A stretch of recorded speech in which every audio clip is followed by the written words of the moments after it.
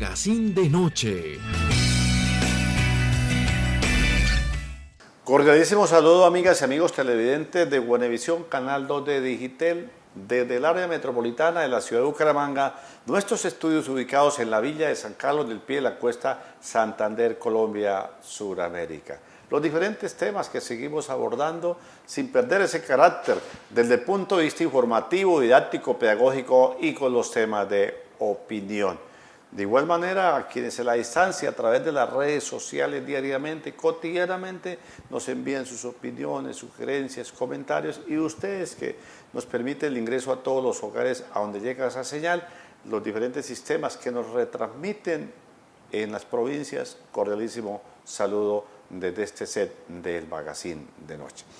Pues hemos invitado el día de hoy al profesional del derecho José Ángel Amador Sierra, tema perentorio que es la propiedad horizontal, en la cual pues como es la fecha de los calendarios y que lógicamente las diferentes actividades en este caso pues toman relevancia en esta época cuando hablamos precisamente de los conjuntos, de cuando hablamos de todo lo que comprende en sí la propiedad horizontal. Para resolver algunas inquietudes que nos hacemos, que ustedes se hacen, pues precisamente nos acompaña, como lo decíamos anteriormente, José Ángel Amador Sierra, a quien damos la bienvenida al Magazine de Noche. Hola amigo Luis Eduardo, tenga usted muy buena noche. Me alegra muchísimo estar nuevamente con la audiencia de Digitel, que es muy abundante en este sector del departamento de Santander y, como usted bien lo decía, de Sudamérica. Qué bello estar por estos lados colaborando con la amable audiencia. Sigue creciendo en la medida en que sigue creciendo el área metropolitana con los proyectos urbanísticos, poblacionales y automáticamente lo que comúnmente conocemos como conjuntos cerrados, centros comerciales, en fin, los mixtos, en fin, todo lo pertinente y automáticamente pues trae consigo ese tema, la propiedad horizontal. Retomemos para ir a ese contexto más adelante en unos temas específicos de la propiedad horizontal. Definamos para quienes somos neófitos, para quienes conocemos, igual que más de un televidente que sabemos que está ávido, ¿a qué consideramos la propiedad horizontal, doctor José Ángel? Cierto, es bien importante la precisión porque estamos hablando de los barrios comunes y corrientes de toda la vida y de pronto pasamos al nivel de las urbanizaciones y en el campo las parcelaciones, pero generalmente estas son reunión de casas, de lotes o de parcelas que si no están cerradas siguen siendo barrios, parcelaciones, urbanizaciones, pero si ya se les encierra en su entorno, entonces ya hablamos de unidades cerradas y cuando hablamos de ese tipo de unidades cerradas ya estamos refiriéndonos a la propiedad horizontal. Entonces una característica clara es que un barrio común y corriente, una urbanización no es propiedad horizontal, se requiere que esté cerrada, delimitada, que tenga exactamente, sepa por dónde están sus linderos y eso es propiedad horizontal. Lo mismo ocurre con los edificios es un poco más fácil de poderlos identificar porque son construcciones verticales que tienen su primer piso, sus unidades, bien sean parqueaderos, bien sean locales comerciales, bien sean residenciales y hacia arriba tendrá entonces las habitaciones pertinentes y eso es propiedad horizontal. Te repito, ya el barrio común y corriente, así se le llame urbanización e incluso se le puede llamar condominio en algunos casos que no es apropiado, pero se usa, o conjunto, pero es abierto y en consecuencia no es propiedad horizontal. Esa característica es súper clara. Entonces, es el concepto de si se está o no encerrado por barreras físicas o naturales, que bien puede ser una cerca natural de zunglia o pinos o de cualquier otro tipo de vegetación, o simplemente un muro o simplemente unas rejas, de todos modos eso es lo que hace delimitar para que sea conjunto cerrado. Y siendo conjunto cerrado entonces tiene la posibilidad de ser propiedad horizontal. Ojo, la posibilidad, porque hay que declararlo. Luis Eduardo, entonces eso es como la primera parte que nos interesaba aclararle a nuestra amable audiencia para que todos sepamos, porque el tema de la propiedad horizontal cada día es mucho más arrollador, cada día vamos todos vinculándonos allá y en consecuencia pues es importante seguir capacitando, como usted bien lo hace, por este medio, con ese tema para que todos nos apropiemos de lo que significa la vida en comunidad, en conjuntos residenciales o mixtos o en edificios. A ver, hecha esa aclaración y esa definición, doctor José Ángel Amador Sierra, pues hablamos de lo que es la propiedad horizontal, pues nos imaginamos y llegamos a ver donde yo vivo, donde usted vive, pero vemos que también cuando hablamos de centros comerciales entran ahí en la propiedad horizontal. Cierto.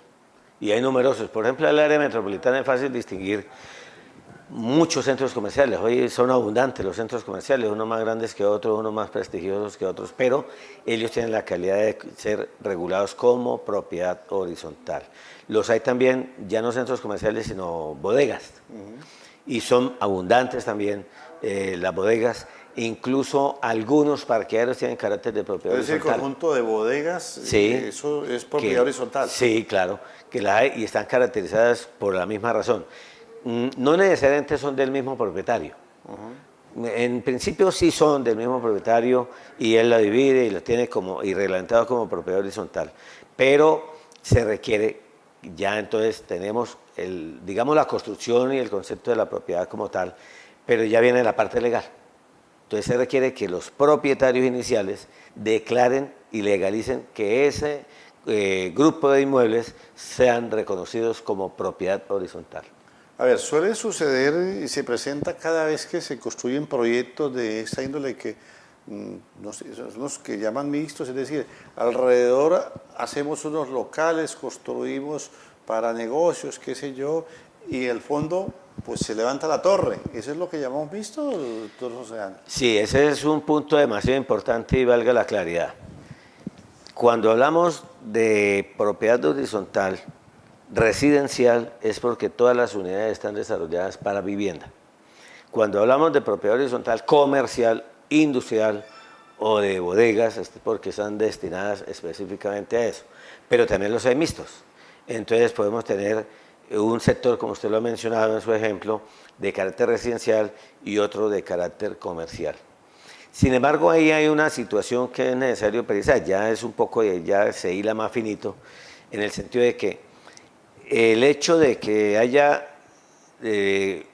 propiedades dedicadas al comercio y propiedades dedicadas a la vivienda en una misma edificación, eso en sí mismo no le da el carácter de unidad mixta.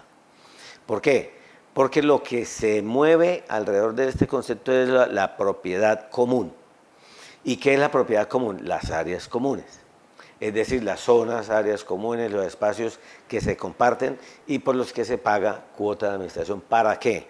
Para sostenerlas, para arreglarlas, para pagarle los servicios públicos, pagar la vigilancia, el aseo, la conservación, el mantenimiento, etc. Ese es entonces el concepto de la propiedad horizontal.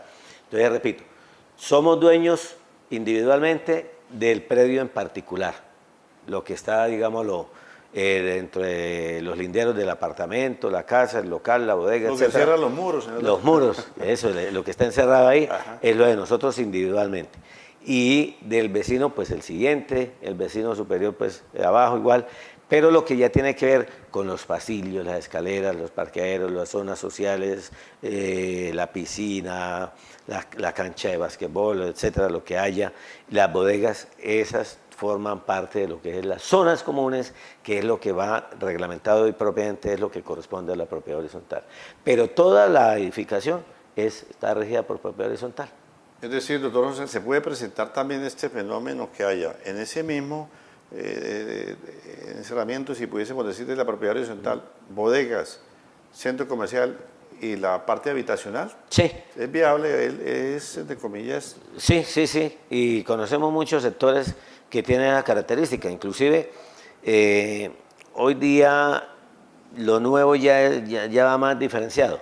Pero en el pasado, por ejemplo, cabecera. Cabecera tenemos allá el sector residencial, pero en torno de un alrededor que es comercial, incluso con comercio gigante. ¿Qué quiere decir? Que para ese tipo de comercio hay bodegas y uno nota la circulación de vehículos, por supuesto no tractomulas, pero sí vehículos con carga y descarga de mercancía y de materiales que hace que esas pequeñas bodegas formen parte de esa propiedad horizontal. Claro, eso ha ido superándose porque de alguna forma el área metropolitana tiene establecida un área, un sector eminentemente comercial, un sector de bodegas, y en consecuencia pues más o menos se ha venido respetando. Pero uno va por cualquier sector del área metropolitana y se encuentra que allá hay locales comerciales, que hay bodegas pequeñas, pero las hay, y a su vez hay lugares para residencia de familias, de personas, que lo hacen entonces de carácter completamente mixto. Y esa característica obliga entonces a que se le aplique la ley, y ahí ya tiene otro detalle. ¿Cuáles de esos locales o de esos apartamentos o de esas bodegas pertenecen al común, son zona común? Y ahí podríamos hablar de que ese grupo es propiedad horizontal mixta. Pero si cada bodega tiene un dueño aparte, entonces lo que hay es un grupo de bodegas ahí con su propio dueño, pero no son de la figura jurídica propiedad horizontal.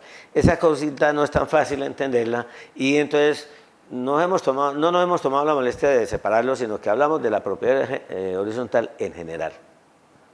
Entonces ya nosotros tenemos algunos casos muy poquiticos donde la propiedad horizontal es de un solo propietario, ¿sí? Pero en el extranjero la propiedad horizontal básicamente son casi en su mayoría de 1, 2, 3 propietarios. Entonces aquí la propiedad horizontal, por ejemplo, tiene tantos propietarios como tantos inmuebles. Bueno, habrá uno que tiene 3, 4 o 5 inmuebles, otros no tienen sino uno solo, otros simplemente son arrendatarios o lo están ocupando, pero también hay, no son muchos los que uno ve en el área metropolitana, pero también hay construcciones donde en esa propiedad horizontal tiene un solo propietario. Llámese una persona natural, como dicen por ahí, Pedrito Pérez, o varias personas como persona jurídica. Pero entraría a ser regido por la propiedad horizontal. Sí, señor. Así sea un solo dueño. Aún sea un solo dueño, sí, señor. Una torre, por ejemplo. Ejemplo, es dueño de una torre de 10 pisos con 4 apartamentos por piso, 40 apartamentos en total, un solo propietario. Está regido por... Y está regido por propiedad horizontal porque, primero, así lo quiso el constructor propietario, y segundo, porque la norma está con ese propósito. ¿Por qué? Porque él, de todos modos, no va a vender los apartamentos, sino que los va a arrendar. Y en consecuencia, pues los vecinos, es una comunidad que va a tener ahí unas áreas comunes para utilizar, que va a tener unos reglamentos internos para respetar, y en consecuencia va a pagar una cuota de sostenimiento, que es la que le llamamos cuota de administración, que la reúna una sola persona como propietario general de eso, no deja de que sea. Aún si construye para vender individualmente la torre, pues continúa haciendo eso. Sí. Dentro del marco, así sea, que individualmente sean dueños del ejemplo que se pone de 40 apartamentos, si no es para arrendar un solo propietario, pero la construye para vender individualmente, pues sigue siendo eso. Claro, ese constructor, esa persona que tuvo la visión de construir ese edificio de 40 apartamentos, él tiene los recursos y tomó la decisión de hacer esa construcción. La proyectó, sacó licencia, la sacó adelante.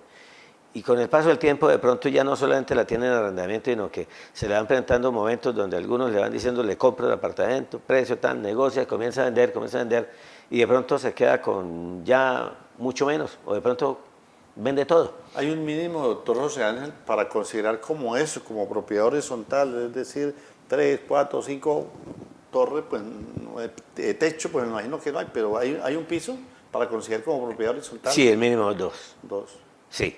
Uno solo en sí no sería propiedad horizontal, una sola vivienda. Pero si ya, por ejemplo, hacemos una casa, en un lote podemos construir 2 pisos y ambos independientes, ya son propiedad horizontal.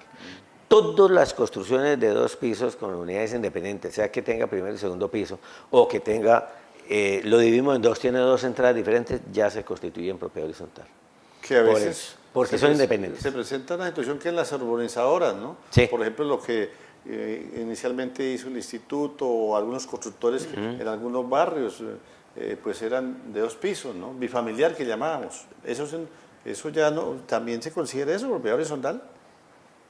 Una urbanización, por decir algo, barrio San Cristóbal, en Piedecuesta, bifamiliar. Esa es una modalidad de vivienda que se desarrolló y se le dio carácter precisamente de eso. 2 unidades separadas, y hay bastantes, con carácter de que son bifamiliares sencillamente, pero entonces son barrios abiertos y en donde están esas unidades de manera independiente, pero de dos propietarios diferentes, o pueden ser la misma persona, pero son dos unidades distintas. Pero no están marcadas dentro de la propiedad horizontal. Y no están enmarcadas dentro de la propiedad horizontal, sencillamente porque así lo quiso el constructor.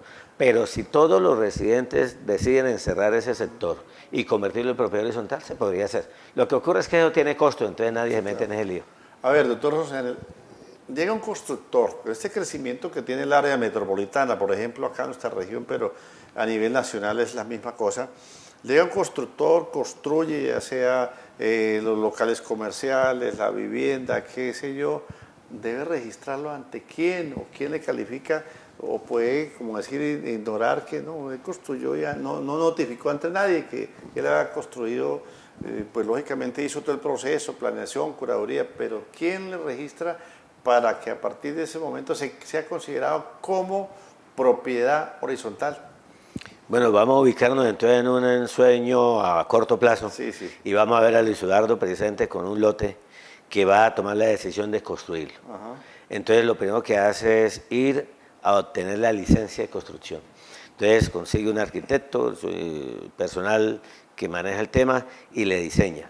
Dice Luis Eduardo, en este lote podemos hacer o 20 casas en todo el lote o podemos hacer 4 torres de 10 pisos con apartamentos en cada uno de los pisos.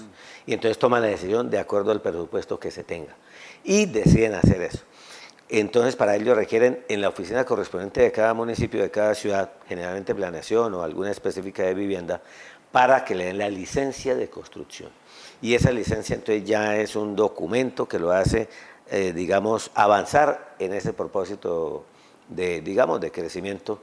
Y en segundo lugar, entonces ya viene la reglamentación, esto es, que de una vez se proceda a elaborar la escritura pública. Ya el arquitecto hizo la división de los lotes o los apartamentos y ya casas para apartamentos y obviamente la curaduría aprobó. Entonces ya en ese lote vamos al mismo edificio de 40 apartamentos, vamos a construir ese edificio. Entonces eso ya tiene el ingeniero o el arquitecto ya hizo el alinderamiento de cada apartamento. Entonces alinderamos el lote en general donde va a quedar el edificio y lo alinderamos en su contorno y altura y subterráneos. Y lo mismo hacemos con los apartamentos. Entonces ya tenemos un paquete así de hojas donde se alindera columna por columna, pared por pared, piso por piso, y eso sale muy extenso. Y luego ya viene lo que es el reglamento de comportamiento de los propietarios. Entonces ya es todo el texto que nos habla de las normas propiamente dichas de la convivencia en esa propiedad horizontal. Entonces ese documento se eleva a escritura pública. Y ante un notario, a veces eso sale en 50, 60, 200, 300 páginas, incluso de pronto hasta más. Y eso es la labor de la notaría, de esa construcción, elevar la escritura pública con todos los detalles del caso, los linderos respectivos y los propietarios que haya, el número predial que le asigna a cada uno el Instituto Geográfico de Agustín Coatzee y número catastral y número predial, y luego lleva a la Oficina de Registro de Instrumentos Públicos donde le asignan ya propiamente la matrícula inmobiliaria. Entonces mire usted que eso tiene una cantidad de pasos que cuestan. Entonces ya costó, ya no hablemos del lote y la construcción, sino hablemos de lo que significó el arquitecto desarrollando ese diseño, los costos de planeación o de la oficina respectiva en cada municipio para que le aprueben ese diseño. Luego viene la escrituración, que eso tiene un precio alto, y el registro, que tiene otro precio alto. Total, que en documentos se va bastante plata en ese tema. Luego viene ya lo más costoso, que es en sí la construcción. Y luego lo más interesante, que la gente comience a comprar y a ocupar y a vivir en comunidad. Aparte te dice, comienza que ese modelo que usted dice comienza a ser parte de la propiedad horizontal. Ahí me salté un pequeño detallito que es el permiso de ocupación. Entonces ya la autoridad respectiva otorga el permiso para ocupar ese inmueble recién construido. Entonces las personas que lo construyeron tienen un permiso para habitarlo, para ocuparlo. Y eso se hace en razón de que hay necesidad de mantener, digamos, un cierto control, regulación de las construcciones. Esto está muy densificado, como usted lo mencionaba hace un rato, Luis Eduardo, y el área metropolitana está creciendo. Bucaramanga no tiene modo de crecer hacia los lados y tiene que crecer en altura. Piedecuesta sí, por fortuna, tiene todavía muchísima tierra para construir y se está Y expandiendo debe haber mucho. como un control, lo que vamos a abordar más adelante, como una administración de esa construcción que usted hace el recorrido hasta llegar a lo pertinente. Cierto. Hay un detalle ahí antes, es que las autoridades municipales tienen que estar muy pilas en eso porque se desordenan esas construcciones y hay lugares donde el constructor le importa un pepino y construya como él quiere y no le hace vías vehiculares cómodas, amplias, sino que hace vías peatonales y entonces eso se forman unas congestiones tremendas. Hoy día, si uno echa ojo en el área metropolitana de Bucaramanga, amable audiencia, casi que hay más vehículos, motos, carros, bicicletas, que gente. Sí, porque se hace un ejemplo, se presenta en cualquier municipio del área metropolitana, doctores sociales, se hace acá, se hacen 12 pisos, por decir algo. No se hace ni parqueadero siquiera. Y resulta que los 12 son 12 familias, pero se encuentran hasta 30 carros, 30 vehículos, sin contar motos, y no hay parqueadero, no se le hace, o sea, aumenta cuando hablamos de unas problemáticas de la movilidad, pero por eso, por la planeación, y menos llegar a una verdadera administración, a lo que es dentro de ese marco de la propiedad horizontal. Hay un desorden muy grande ahí y entonces tiene que ver que muchas oficinas de planeación o las mismas curadurías han sido tolerantes en ese tema porque no está muy clara la reglamentación o no falta el que se viola la norma tranquilamente. Entonces, por ejemplo, hasta una construcción hasta 5 pisos puede no tener ascensor. Puede no tener ascensor. De 5 pisos hacia arriba obliga el ascensor. Pero si de pronto es un semisótano y ya no son 5 y no 6 pisos con eso, debe tener ascensor, pero vaya, mire que hay varias construcciones que no tienen ascensor, y siendo obligatorio. Luego entonces alguien se pasa por la faja las normas y coloca. Entonces, por ejemplo, ¿por qué requiere el ascensor? Porque cuando estamos jóvenes subimos y bajamos las escaleras con una facilidad absoluta, pero cuando ya los años nos van pasando, pues ya necesitamos que la maquinita del ascensor sea la que nos lleve y nos traiga, así de sencillo. O de todos modos, no solamente la edad, sino de pronto alguna limitación de movilidad que pueda tener la persona.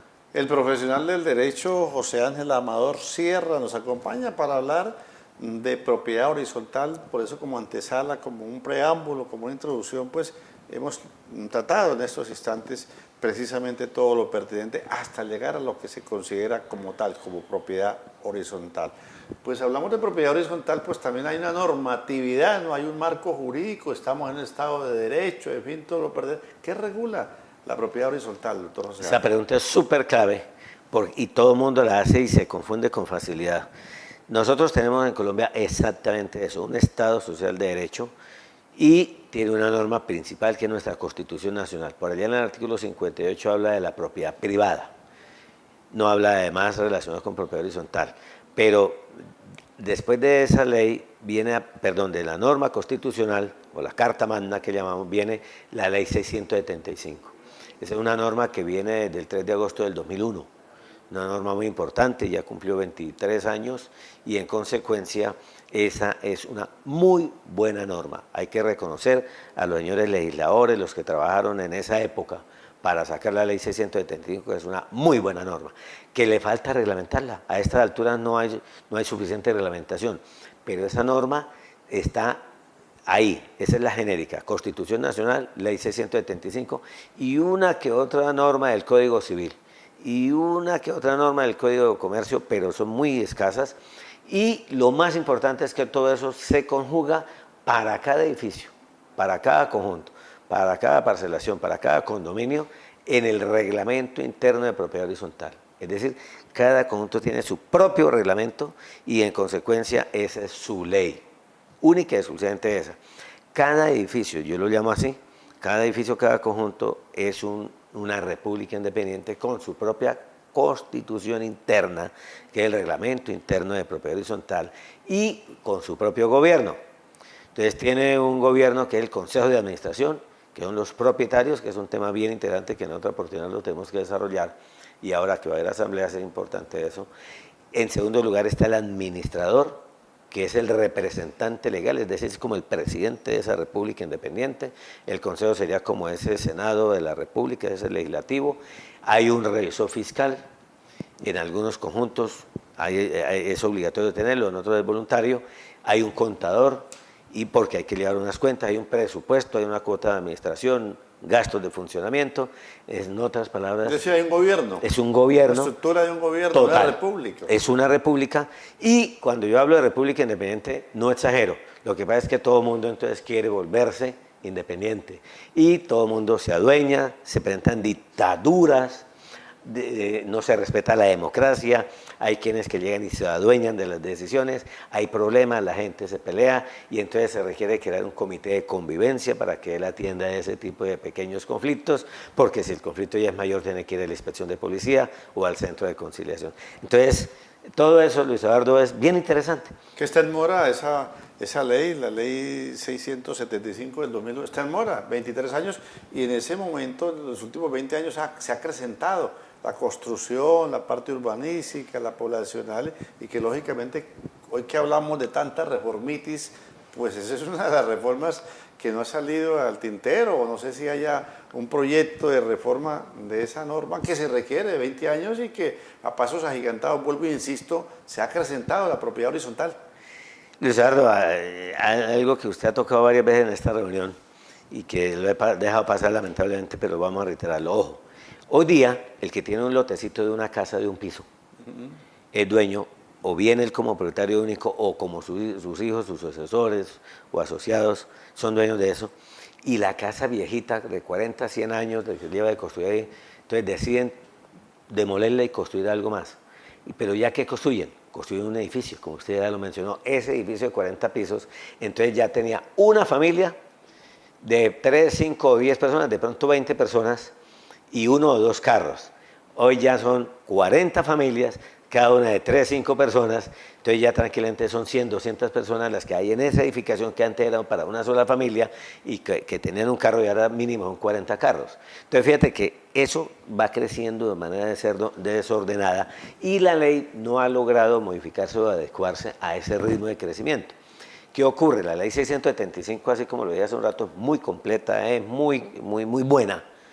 Yo trabajo mucho con esa ley, pero falta reglamentarla. Entonces no hay normas que aclaren, que preceden muchos aspectos trascendentales que tiene esa ley. Por ejemplo, necesitamos el código, así como existe las normas que rigen a los contadores públicos, el código disciplinario del abogado, el código del juez, del médico, el código del ingeniero. Entonces necesitamos que los administradores de propiedad horizontal también tengan un código para que los organice, los discipline, los ordene, y hagamos un control, porque es súper urgente ese control.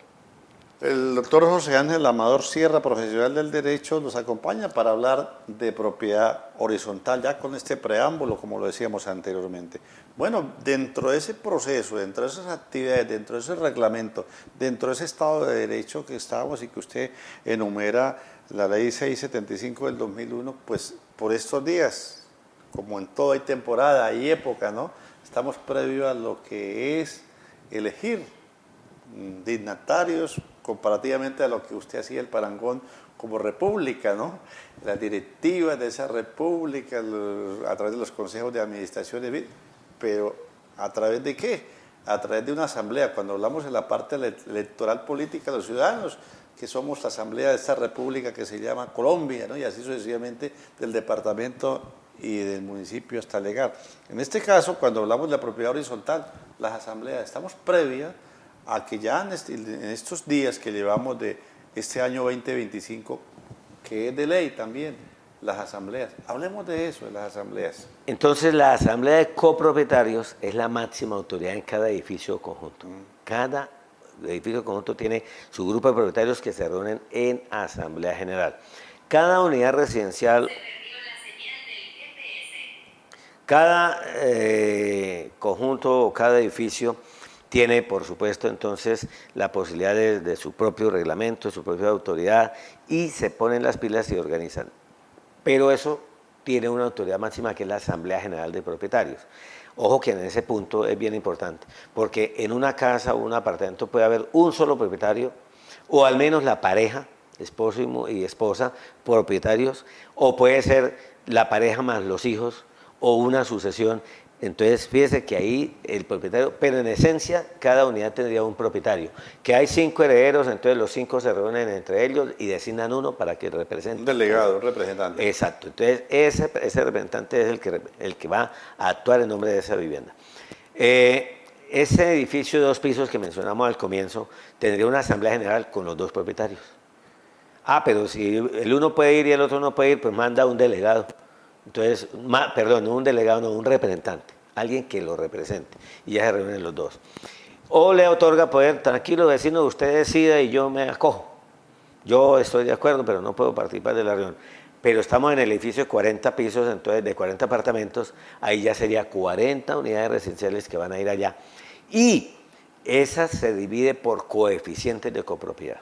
Es decir, ese coeficiente es un porcentaje que se coge. Toda la edificación es 100%. Entonces, el edificio de 40 pisos, de 40 apartamentos, serían 100 unidades divididas por 40. Eso nos da 2 punto algo, 2.5. Entonces, ese sería el coeficiente de copropiedad de cada uno de los apartamentos, si los apartamentos son iguales. Pero si los apartamentos son distintos, tenemos entonces 20 apartamentos de una habitación, 10 apartamentos de 2 habitaciones y 10 apartamentos de 3 habitaciones, tendríamos 3 grupos de coeficientes. ¿La estructura física del apartamento o de la vivienda? La estructura física da lugar para eso. Entonces lo que se crea es el coeficiente de copropiedad, que es el porcentaje de participación que mi apartamento me representa en esa edificación. Entonces, si mi apartamento es de una sola habitación, pequeño, el más pequeño, pues ese coeficiente será el más bajito. O si mi apartamento es el más grande, de 3 habitaciones, pues tendrá un coeficiente más alto, es decir, un porcentaje más alto. ¿Eso para qué sirve? Para la toma de decisiones. Entonces, no es lo mismo votar con un coeficiente del 1% que poder votar con un coeficiente del 3, del 5%. Ahora, todo eso se suma y se saca entonces para la toma de decisiones. Básicamente, nosotros nos hemos mantenido acostumbrados a que las decisiones se toman por persona. Hay decisiones en el Consejo de Administración, en la Asamblea General, que se tomarían por persona y sería cada propietario un voto. Es decir, en una propiedad que hay hasta 1000 apartamentos, ¿no? En algunos sitios del área metropolitana. Es decir, cuando hablamos de ese coeficiente hay, y son 3 clases, por decir algo, 3 clases de apartamentos, serían 3 coeficientes. Sí, correcto. Entonces, vamos al caso de 1000 que los hay, que hay uno de 3000 unidades por el anillo vial. Entonces, un conjunto de 1000 unidades. De 1000. Entonces, cogemos 100 y lo dividimos por 1000 y eso nos daría 0,33. Entonces, en ese caso tendríamos cada uno con una representación del 0,3%. Y va a la votación y la votación entonces se divide. Entonces ya más o menos dependiendo cada quien, entonces representó Luis Eduardo del 03, Amador del 03, Vázquez del 03, y cada uno del 03, y se tomaron la votación y ahí se hace la... Entonces, de ahí que es muy importante las decisiones en ese sentido. Digamos, para discutir el presupuesto, hay cosas que se requiere esa votación muy estricta, pero también, ojo, el artículo 47 de la ley 675 establece digamos, que las decisiones deben constar en actas, y ahí debe quedar en detalle establecido esos aspectos de qué decisión es la que se va a votar y qué tipo de votación se utilizó y cuál fue el resultado de la votación. Para que quede en el acta. Lo escrito está. Debe quedar y plasmado. No hay más prueba que el acta. Entonces, señores administradores, anoche me encontré en una reunión lamentablemente donde, qué pena, yo procuro ser muy exigente en el sentido de que se cumpla la norma y a veces hablo muy fuerte y la gente se siente regañada. Pero es que, ¿cómo es posible que llegamos a una reunión de consejo de administración y el administrador no nos presenta el acta de la última reunión de consejo? Peor aún, cuando de pronto miramos, oiga, y si no tenemos esta acta, las otras tampoco la habíamos leído, ¿cuándo las vamos a leer? no las ha hecho. O sea, las 12 actas que había realizado por cada una de las reuniones mensuales del 2024 no las hemos visto. Y entonces el error de quién es, del administrador, claro que sí, porque para eso está como administrador haciendo eso. Pero hay un pequeño detalle, y nosotros los consejeros, ¿por qué nunca las habíamos exigido? ¿Dónde estábamos nosotros asistiendo a las reuniones allá, al montón y eso, y después no pedíamos? Entonces, el mínimo elemento que debe haber como prueba de lo que ocurre en la propiedad horizontal es el acta. Y por lo tanto debe estar elaborada por una persona que se encargue de ello, debe ser llevada a la reunión respectiva y discutida y aprobada. Debe aprobarse. El mismo día de la reunión, usted terminó la reunión, hizo el acta. ¿Qué debe decir el acta? Los asistentes y las decisiones que se tomaron. ¿Cuántas páginas debe tener un acta? A mi juicio 2, máximo 3 páginas. Pero usted no tiene que ponerse a contar. Duramos 5 horas en la reunión, lo que dijo Luis Eduardo, lo que dijo Fernando, lo que dijo Matilde, lo que dijo José Ángel, y cada uno una página. Porque ¿no? Bravos para echar carreta. No hay que copiar la carreta. Estamos de moda en las famosas querellas de los mandatarios. Pues, ¿qué hace el magistrado en las cortes, no? ¿O qué hacen los tribunales? Sí. Juntan. Sí. Hay 10 demandas y juntan, de ahí así parecido a lo que estamos diciendo. Bueno, a ver, doctor José Ángel, pues estamos hablando de las asambleas, estamos hablando, haciendo el parangón, lo que decíamos anteriormente, de una estructura de un gobierno.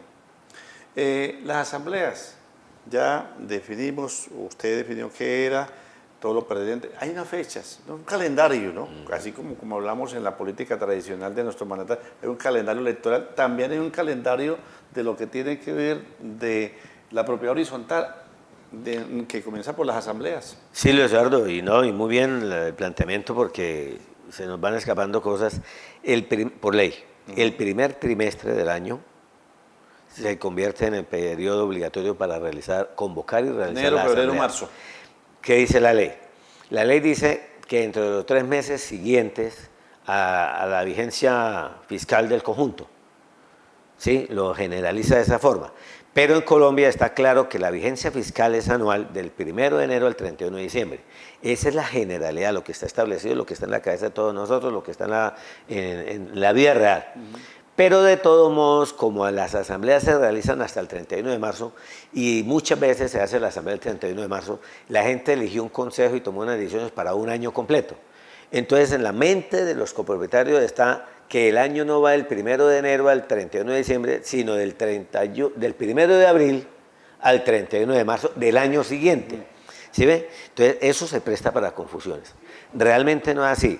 Lo que ocurre es que hemos dejado para hacer la asamblea muy tarde, no la convocamos a tiempo y entonces no está sucediendo. Ejemplo, hoy es 22 de enero. ¿Qué dice la ley? La Asamblea General se convocará con 15 días de anticipación. 15 días que no incluye festivos. Por ejemplo, no incluye domingos, pero incluye de lunes a sábado. ¿Por qué? Porque son días, para la propiedad horizontal, de lunes a sábado es día hábil. ¿Sí? Todos trabajamos de lunes a sábado. En el sector público, gubernamental, ya los días hábiles son de lunes a viernes. Y en el sector privado, porque la propiedad horizontal es de carácter privado, va de lunes a sábado. No se cuenta el domingo ni los festivos. Entonces, coloquemos el ejemplo hoy. Hoy es 22. Entonces, nuestro administrador hoy sacó la convocatoria de la asamblea. El día de hoy no se cuenta. Comenzamos a contar de mañana adelante. Y el día de la asamblea no se cuenta. O sea, contamos de mañana hasta el día anterior 15 días, sin incluir los domingos, y nos da lugar a que esa asamblea que convocamos con el oficio enviado hoy a cada uno de los propietarios, esa asamblea se puede efectuar el sábado 8 de febrero. Entonces, amigo de la audiencia, tome un almanaque, ubíquese en ese término. En enero se hace la convocatoria. Sí.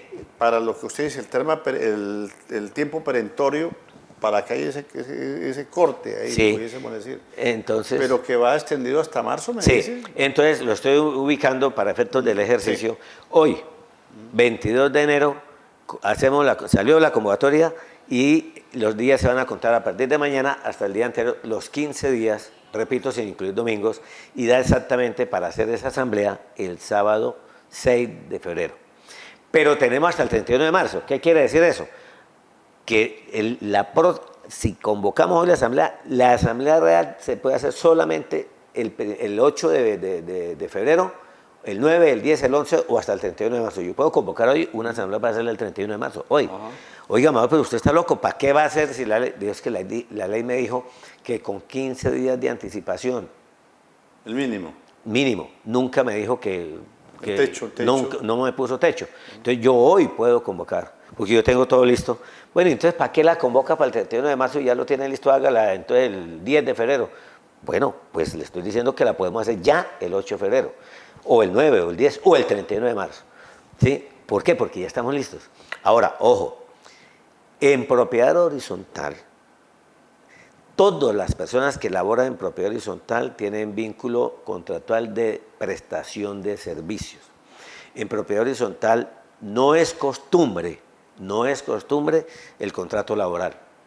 Hay, sí, claro, algunos contratos de carácter laboral, algunos.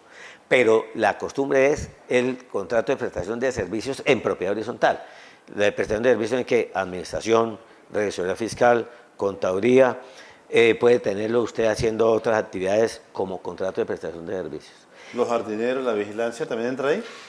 Esa sería otro tipo de contrato porque son con terceras personas normalmente.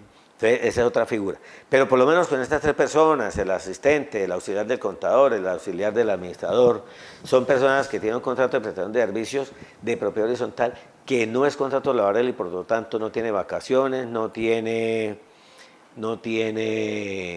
primas, ¿sí? No tiene cesantías, porque no es contrato laboral. Entonces, bien importante eso. ¿Qué quiere decir? Pero, doctor Oceano, ahorita con la reforma tan cancariada, la reforma laboral y todo eso, ¿no toca hacer reingeniería con base a eso? Pero cada cosa en su momento, ¿no? Entonces, en este instante, nosotros no estábamos en vacaciones. Ajá. Estábamos en diciembre, sí señor, y estábamos comenzando año, pero teníamos la responsabilidad. Hoy, 22 de enero, ¿cómo así que usted no ha citado reunión del Consejo de Administración?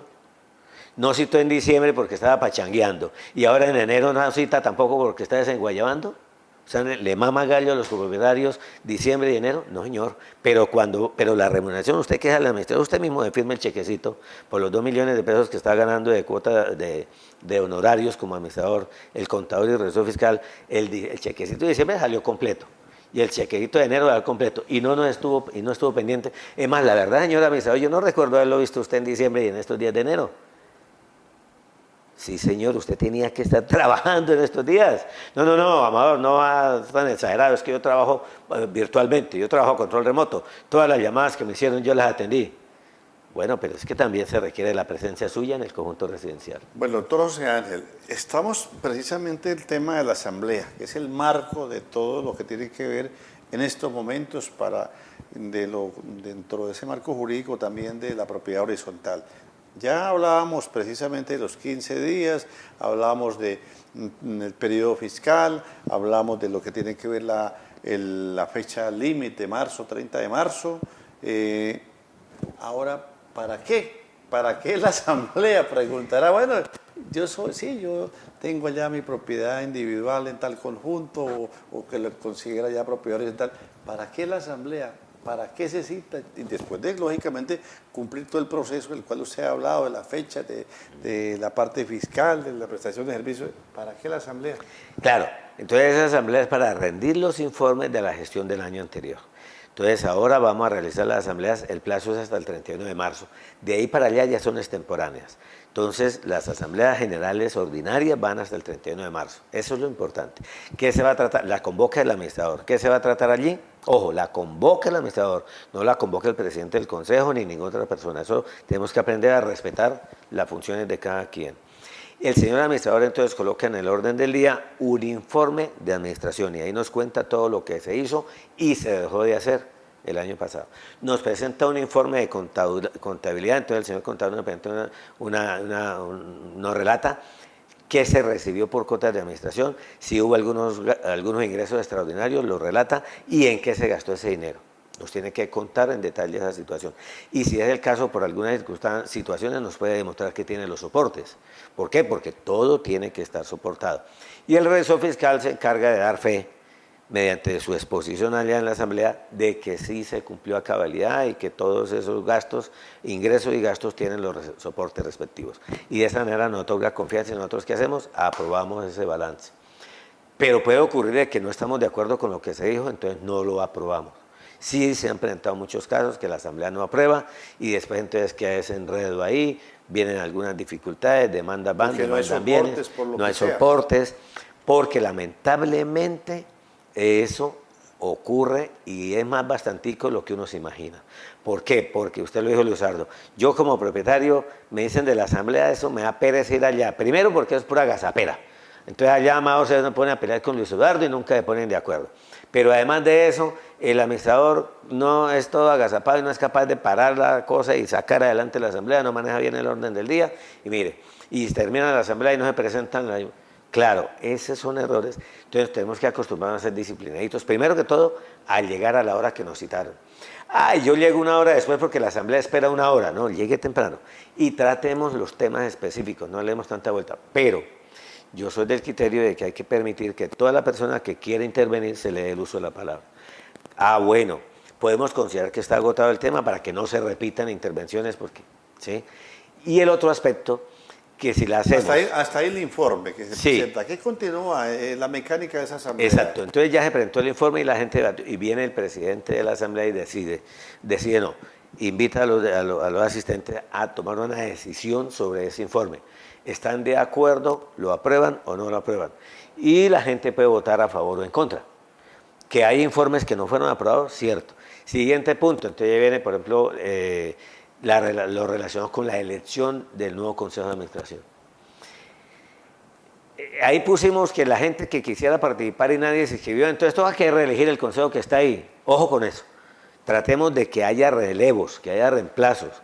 Yo sí quiero generar estas capacitaciones con el propósito de que la gente aprenda para que sean consejeros, sean miembros de los consejos de administración, porque no queremos que todos los años los 3 o 5 que siempre han mandado sean los que se queden ahí, porque eso se presta para que haya como una especie de dictadura y se encierre la rosca y de 500 propietarios que hay allá, entre 4, 3 o 9 o 5, dominan totalmente eso año tras año. No, eso hay que cambiarlo, hay que rotarlo.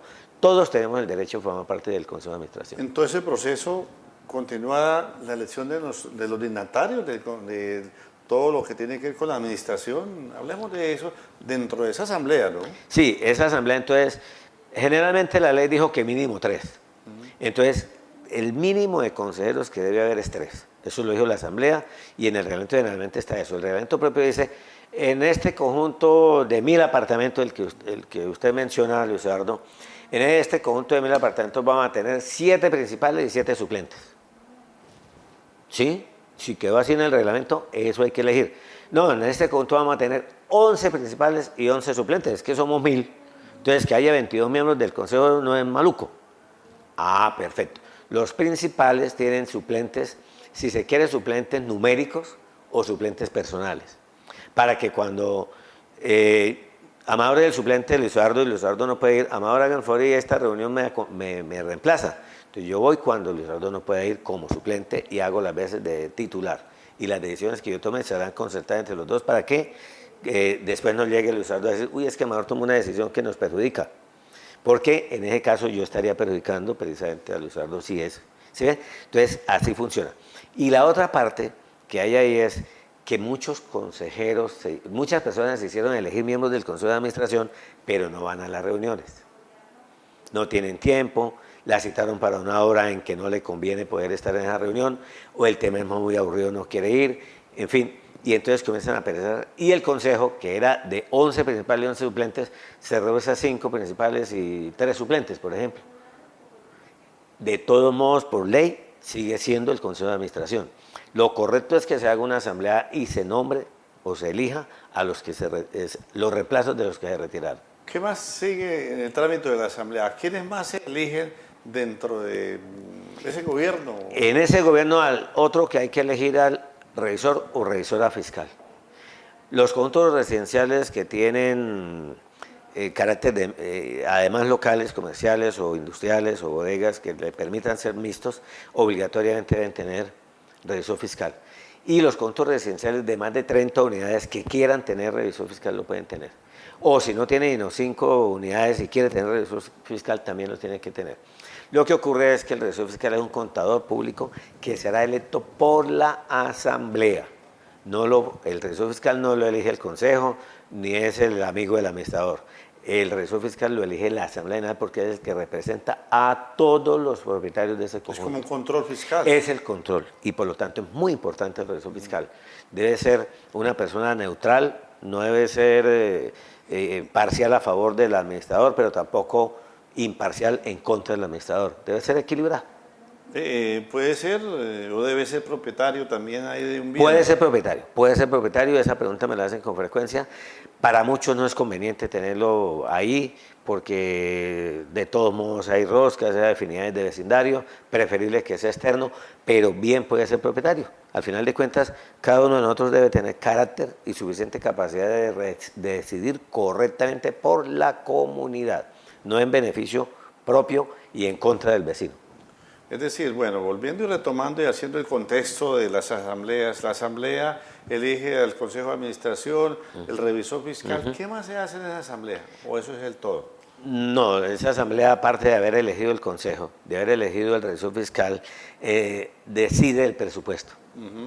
Es decir, cuando va a decidir el presupuesto es para saber qué ingresos se tiene y de dónde provienen los ingresos y por lo tanto cuánto vale la cuota de administración, qué es el ingreso principal y en la mayoría de casos único que tiene la propiedad horizontal y en qué se va a gastar ese dinero y entonces el presupuesto de gastos, tiene presupuesto de ingresos, pues presupuesto de gastos y eso es lo que aprueba la Asamblea General. Esa aprobación se hace por votación por coeficientes, no por persona, pero donde el conjunto de 1000 unidades y todas son iguales, todos le dimos cada uno le dimos el 0,33%, pues todo el mundo vota con su 0,33% y la mayoría gana. Ahora, cuando haya que aprobar cuotas extraordinarias que superen un mínimo establecido en el reglamento, se requiere una mayoría calificada del 75%.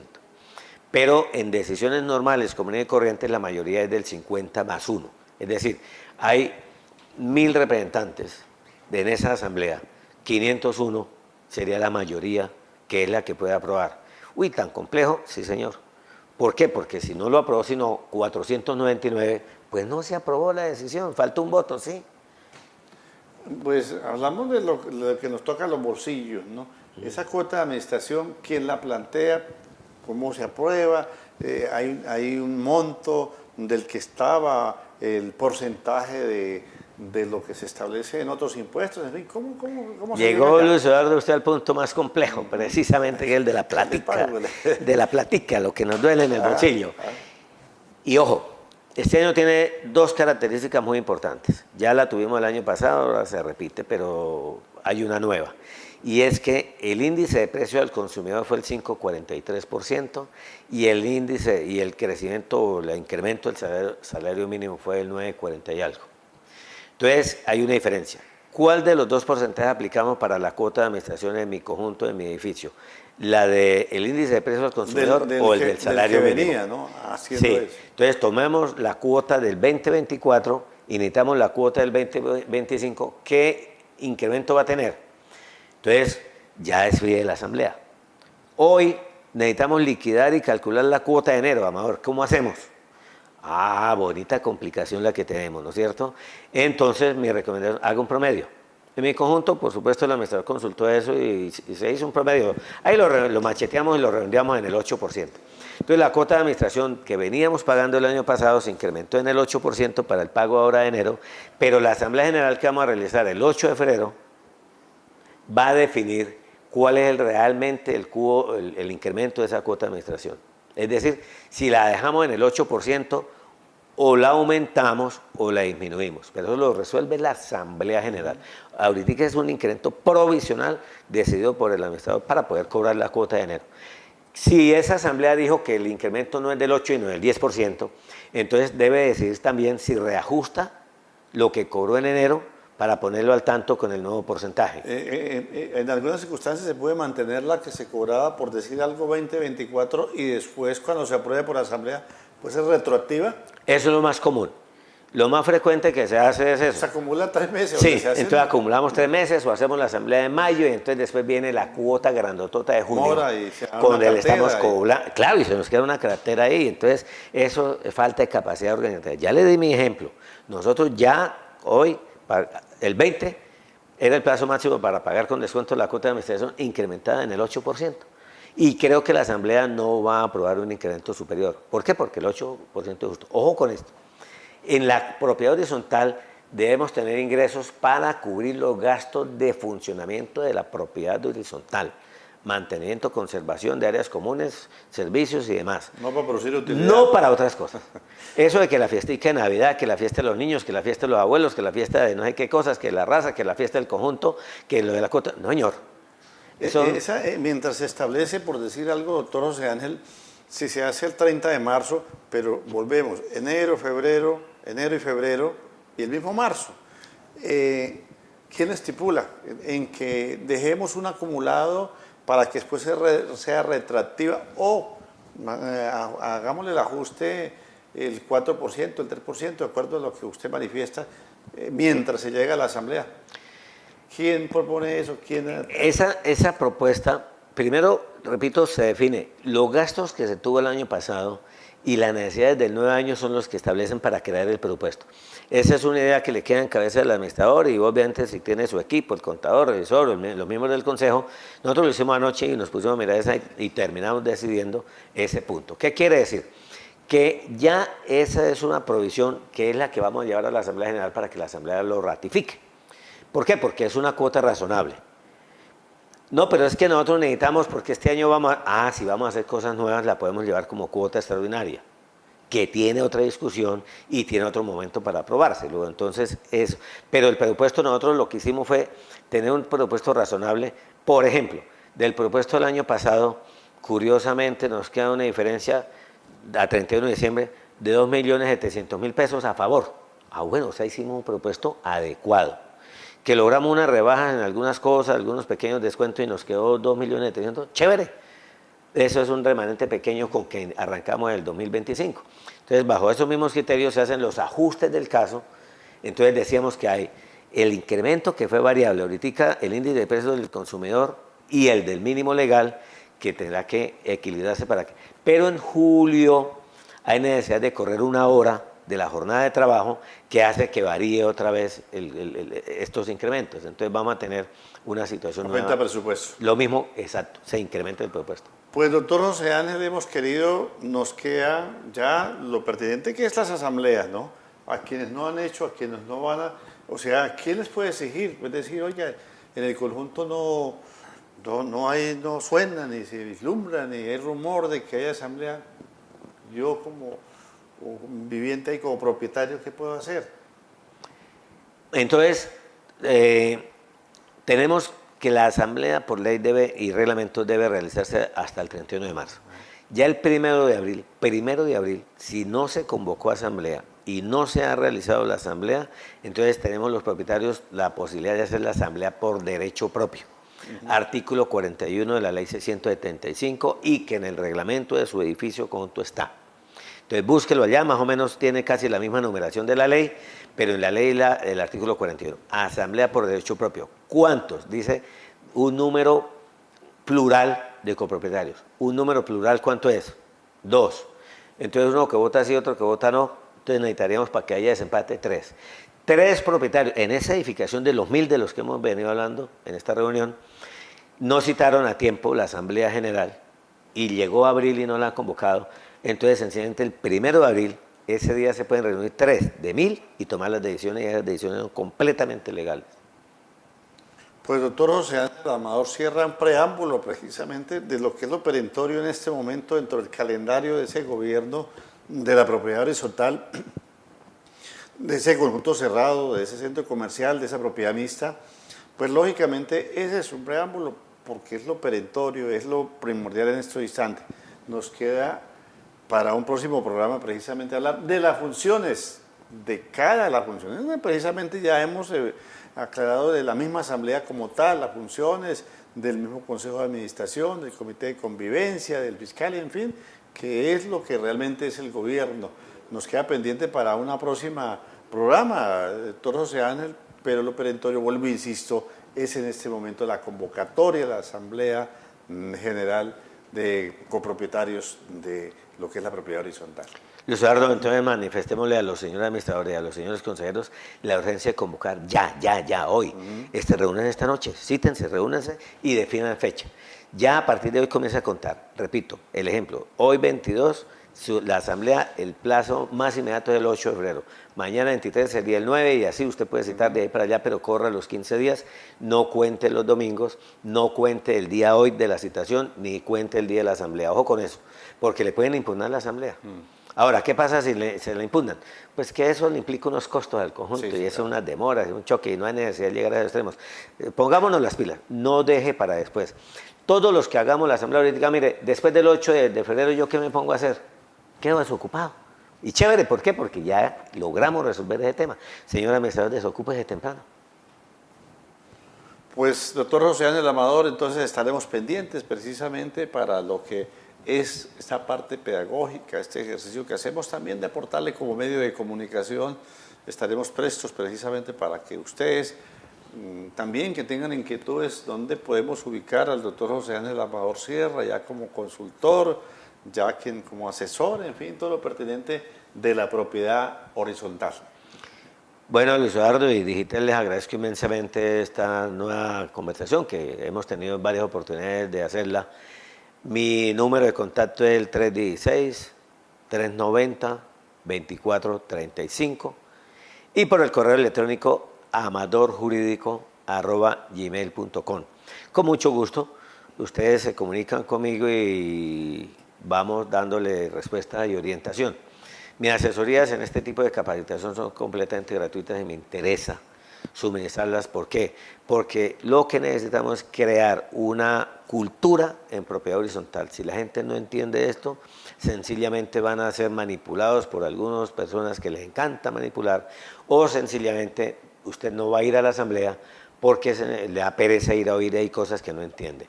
Peor aún, otros que tampoco entienden y se toman la asamblea y la vuelven un zaperoco y la gente se aburre y no va a la asamblea. Yo sí quisiera que usted fuera a la asamblea y aprenda un poquito con estas conversaciones, coja, dele una leída, eso es aburrido leer la ley, aburrido leer el reglamento, pero haga el leer por lo menos la partita que tiene que ver con las asambleas generales.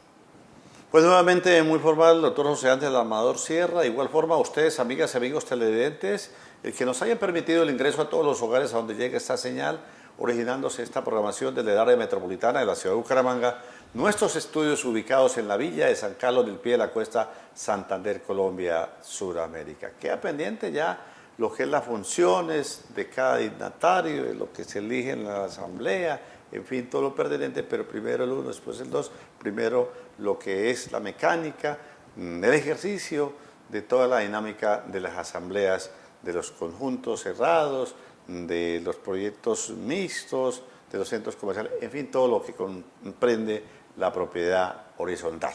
Luis Eduardo Arias Jaimes, en compañía de todo el equipo de producción, les invita para que permanezcamos en la sintonía en el desarrollo de la parrilla de programación del canal 2 de Digitel.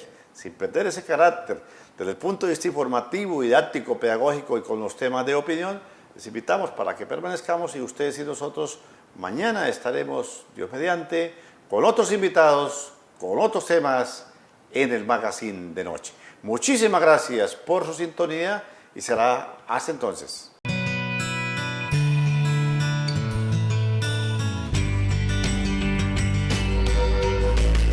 Magazine de Noche.